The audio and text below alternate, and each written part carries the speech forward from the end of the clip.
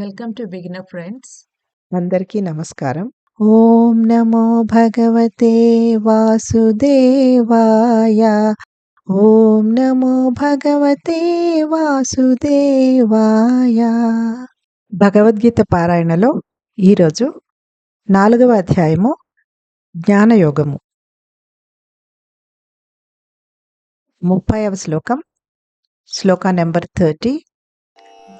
अपरे नियताहारा प्राणान् प्राणेषु जुह्वति सर्वेप्येते यज्ञविदो यज्ञक्षपितकल्मषाः.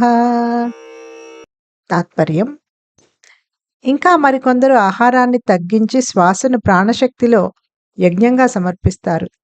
యజ్ఞం తెలిసిన వారంతా ఇటువంటి ప్రక్రియల ద్వారా తమ తమ మలినముల నుండి శుద్ధి చేయబడతారు. కొంతమంది ఆహార నియమములను నియంత్రించి దానిని ఒక యజ్ఞంగా చేస్తారు. అంటే ఉపవాసాలు చేయడం, శ్వాసను నియంత్రించడం ఇలాంటివి. బయట కనపడే వస్తువుల మీద ఎక్కువ ఆసక్తి కనపరచకపోవటం, ప్రాపంచిక విషయాలను, విషయవాంఛలను లోపలికి ఏమీ చొరబడనీయకుండా నియంత్రించి లోపల ఉన్న ప్రాణాలలో హోమం చేస్తారు. మనస్సును ఆత్మతో కలుపుతారు. ఇది ఆఖరి యజ్ఞం. సాధకుడికి ఆహారమును నియంత్రించడం చాలా ముఖ్యం, లేకపోతే ఏకాగ్రత కుదరదు. ఆహారం అంటే కేవలం తినే పదార్థాలు మాత్రమే కాదు. బాహ్య ప్రపంచంలో నుండి మనలోకి వెళ్లే ప్రతిదీ ఆహారమే. తినే ఆహారం, పీల్చే గాలి, తాగే నీరు, చూడడం, వినడం, తాకడం అన్నీ ఆహారం కిందే లెక్క. వీటిని నియంత్రించడం ద్వారా కూడా యజ్ఞం చేయవచ్చు. ఇదంతా కలిపితే ఇదివరకు చెప్పిన ఇంద్రియ నిగ్రహం, మనోనిగ్రహం, నిష్కామ కర్మ అవుతాయి. యజ్ఞము అంటే ఏదో హడావిడి చెయ్యాలని, అది మన వల్ల కాదని అనుకునే వారికి యజ్ఞములు అంటే ఏమిటి అని ఈ శ్లోకాలలో పరమాత్మ వివరంగా చెబుతున్నాడు. ఈ యజ్ఞములు అందరూ చేయవచ్చు, అందరికీ సాధ్యమే. Meaning of the shloka is: some people control their food intake and turn it into a yajna, a holy sacrifice. This includes practices like fasting and controlling the breath. Showing no keen interest in the external material objects, they control worldly matters and sensory desires.